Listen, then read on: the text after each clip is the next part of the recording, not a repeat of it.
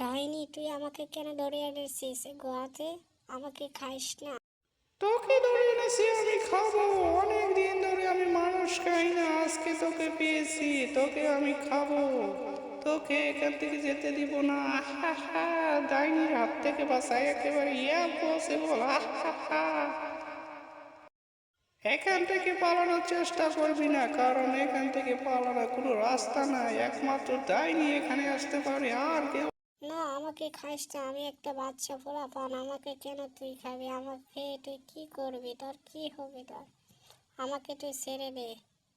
আমাকে তুই ছেড়ে দিলে তোকে আমি হরিণের মাংস এনে দেবো, বাঘের মাংস এনে দেবো, তুই খাবি, তারপরও আমাকে খাইস না।